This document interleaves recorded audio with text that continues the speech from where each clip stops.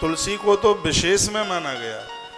इसमें तो कहा गया है कि तुलसी से भगवान की जब पूजा की जाती है, भगवान शंकर को पूजा जाता है, तो भगवान अपनी परम भक्ति दे देते हैं। भक्त वत्सल सदाशिव अपनी पराभक्ति दे देते हैं।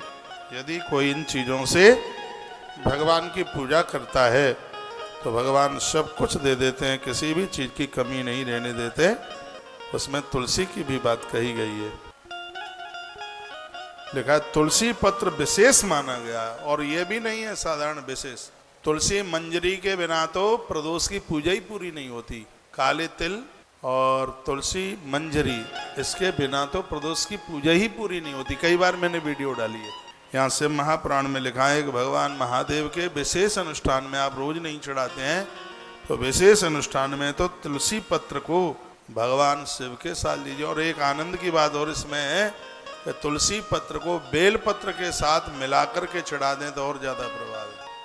तुलसी पत्र और बेल पत्र दोनों को संग लेकर के चढ़ाइए। तुलसी पत्र विशेषकर बेल पत्र हाँ चढ़ाकर भक्त वत्सल सदाशिव की परम भक्ति से आप भगवान की पूजा करें। दोनों को एक साथ चढ़ा दीजिएगा, भगवान भोलेनाथ आनंद कर देंगे, कृपा कर देंगे। सब पूजा होने के बाद में फिर भगवान की आरती जरूर कीजिए। आरती के बिना पूजा पूरी नहीं मानी जाती। ऐसा शिव महापुराण के अंतर्गत वर्णन किया गया है। आरती नैवेद्य की बात बताई। ततो देयम शिवायम नैवेद्यम विविधम शुभम, तरह तरह के भोग मिष्टान लगाइए भगवान के, तथा आचमन प्रत्या कार्य दिया, भगवान को फिर आचमन भी कराइए, जल भी छोड़िए।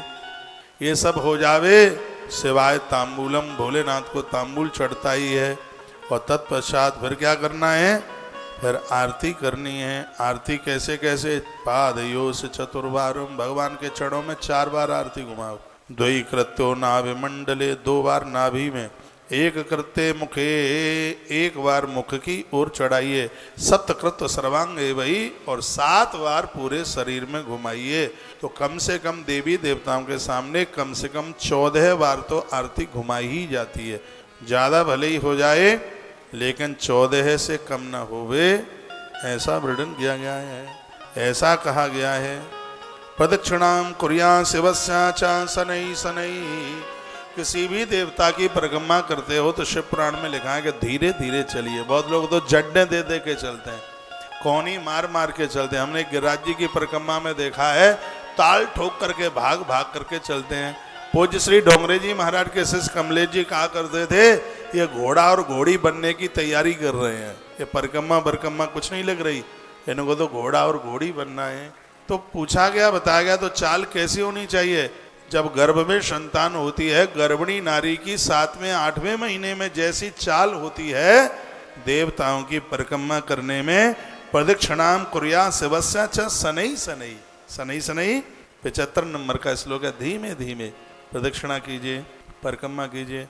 परिक्रमा के बाद क्या करना है, नमस्कार तथा कुर्या, नमस्कार कीजिए। 50 मन सोने का दान करने का फल मिल जाएगा भगवान को नमस्कार करने से। और क्या करना है, ये बातें कौन बताएगा आपको।